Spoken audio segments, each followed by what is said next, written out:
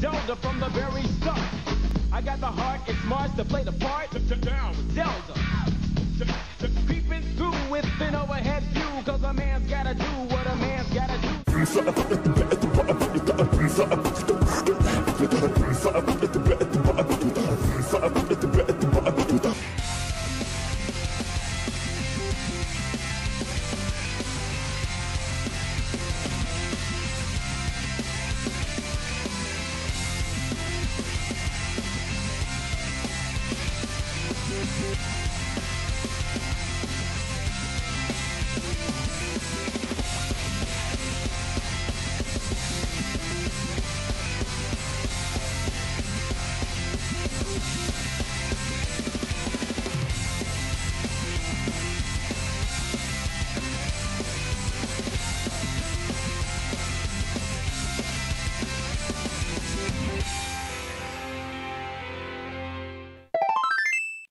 Now how about we rewind to that forsaken winter day?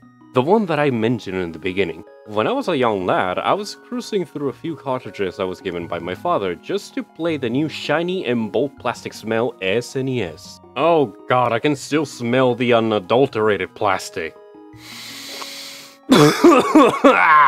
Alright, I'm getting old. With a raised eyebrow, I grab a cartridge and slap the console on with the TV and its AV cord cables and power cord in order to test it. Yes, as I mentioned before, this is a habit that I developed after I had a fucking watch that did not work after opening the box. I was a very paranoid little boy, but nevertheless, this cartridge I grabbed and I inserted it very carefully. God, I remember I felt like I could break it easily. And in the moment I inserted it and I saw that it worked. And then I immediately changed the cartridge to something that I had a giant ass symbol that appealed to me. It had an iconic symbol that to this day has become a meaningful vocal word of my echoing memory. And we already talked about Mega Man X and how I used it to just test the SNES. But I did end up choosing at that moment another one with a much bigger icon letter. One that I did not even know it would become embedded into my life. And with that, I inserted this newly boxed cartridge, which, might I add, why the fuck are cartridges in such flimsy and weird boxes all the time? Why did it take for Nintendo years to make proper boxes? At least fucking Sega knew how to cover their games properly. Nevertheless, I popped the fucker in and a tiny little introduction popped in and I was born as a gamer with this intro.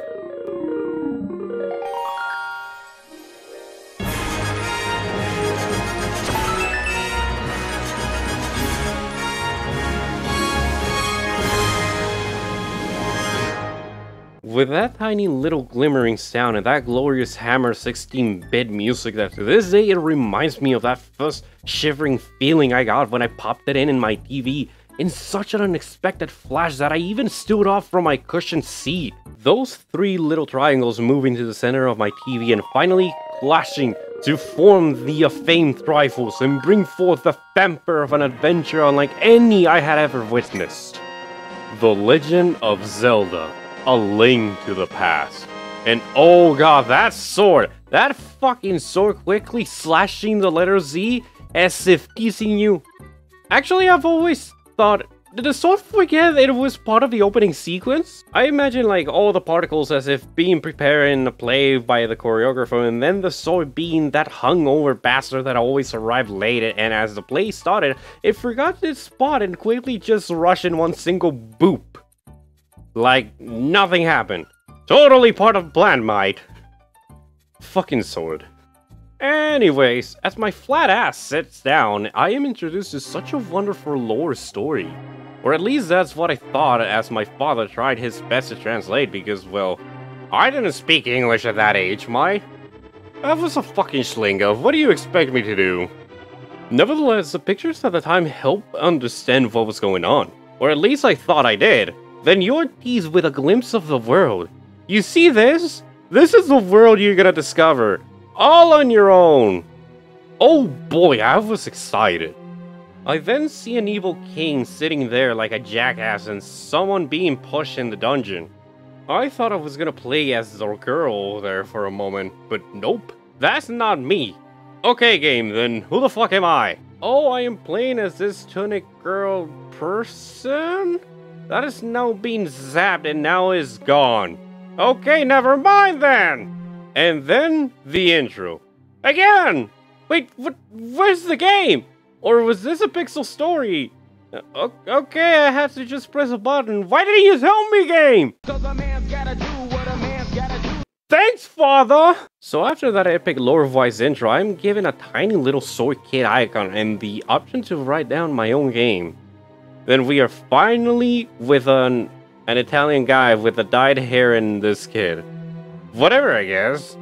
And after he goes on his own with sword and shield, I finally discover I am the pink-haired kid with a green corn hat. Oh boy! I then just keep moving my control pad and end up seeing and hearing the rainstorm outside that just fathoms me. It feels like an actual weather that might corrupt my path. Nevertheless, I walk around and explore and finally I end up seeing a castle. Which I imagine is where I need to go. Mind you, I'm gonna skip a lot. But anyways, I remember going around not knowing what to do and becoming a bit frustrated.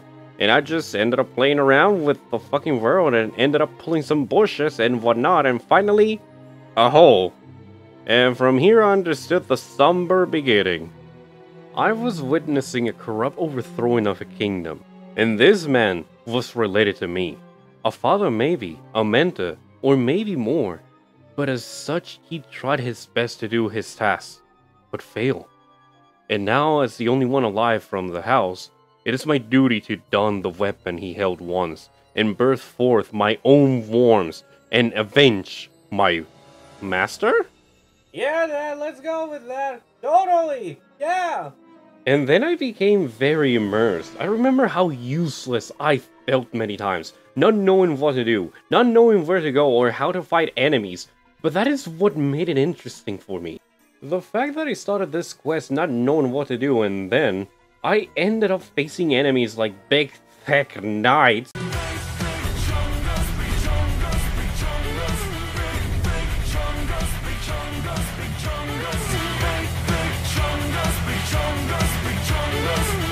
Weird looking creatures, and I saved towns, castles. I've witnessed the changes of the world surrounding me thanks to my doings.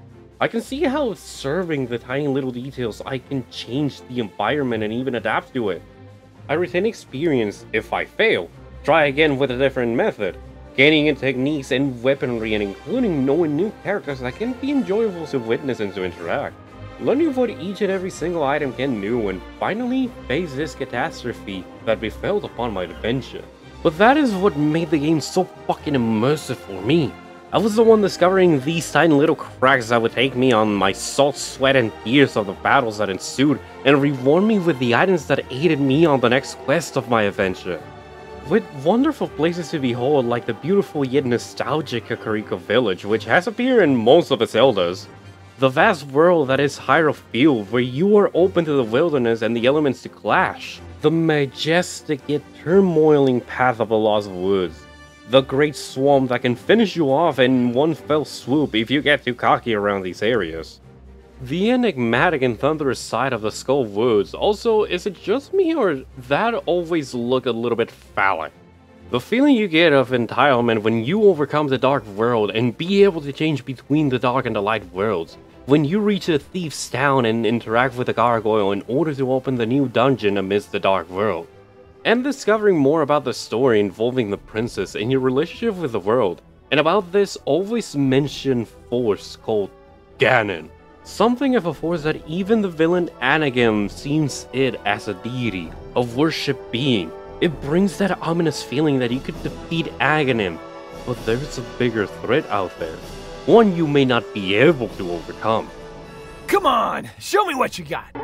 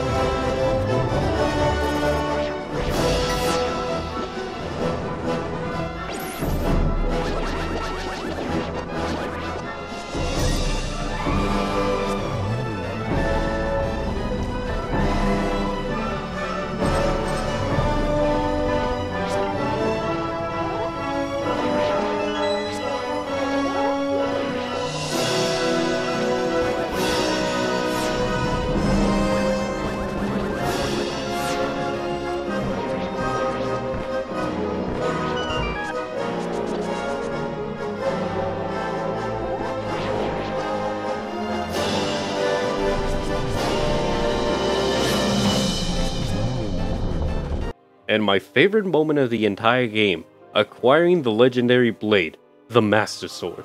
Remember that hungover friend that arrived rushed to the blade in that intro? Well, all of that was built up to be a teaser. You don't need to be told how much power the Master Sword holds. You hear the chanting music on those TV speakers, and you feel it in your grip.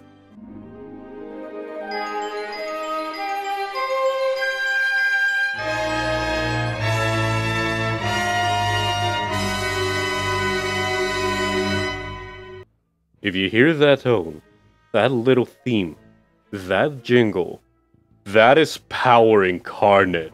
And when you complete your adventure, your 7 main quests, clear multiple dungeons, face creatures that I myself could never imagine, and overcame obstacles that would make most warriors tremble in fear.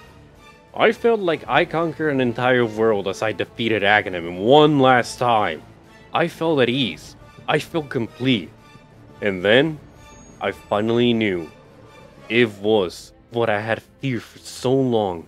That enigmatic force that has been built up for so long. The name of that evil power. Ganon. Alas, he finally appears before me. A twisted looking creature that overtowers any other obstacle I had faced. He made me question my abilities. And for me, that is what it means not to be a villain, but to be the proper dragon of a story at the end of the most arduous quest. My first, final boss. This battle made me shiver in fear, and I knew it was with the mentioning of Ganon so much that you felt like an ant in front of a giant Goliath-like dragon. But after all that, I took deep breaths. I knew I earned this battle. I earned my spot as a warrior. Nay, a knight.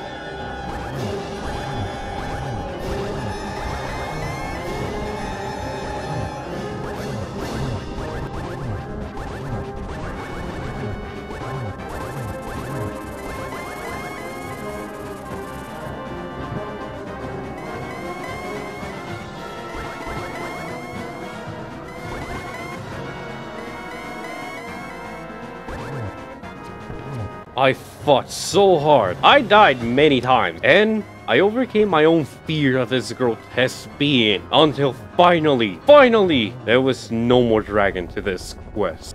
I saw how Ganon crumbled before me, and honestly, it was a sight to behold. All of these demons that I conquered, this fucking ass beast that truly made me fucking grip my controller to the point of almost breaking it. It just felt like a completed conclusion. It actually felt like I defeated a demon for the first time in my life. And I had tears in my eyes. It was the conclusion of a story I did not understand at that time. I truly did not know every single word, every single dialogue in the game, but I felt it. I felt it through my skin. I tasted every single flavor of this game. I heard every single charming tune that echoed into my mind in the upcoming years and years to this day. And at the end, I saw that symbol again, complete. The Triforce, the legendary symbol that as I now hear the fanfare of victory, I felt like I conquered more than a world. I embraced a world. I lived the true life of a knight.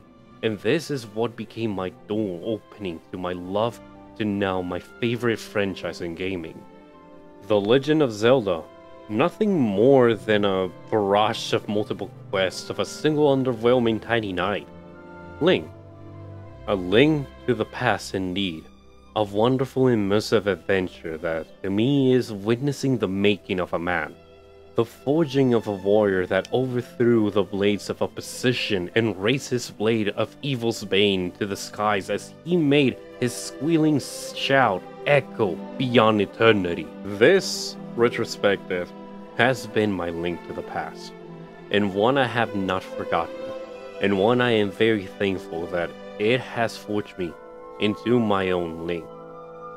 And today, I share this with you. And thank you, my dear viewer, for witnessing my own tear-jerking recalling of my childhood. And one that belongs not just to me, but to millions of people, many that press that button and to start that everlasting adventure that marked their lives for all eternity.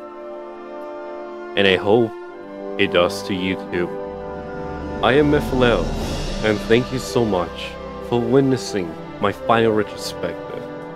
And I bid you a good evening, my fellow gamers. Keep on gaming.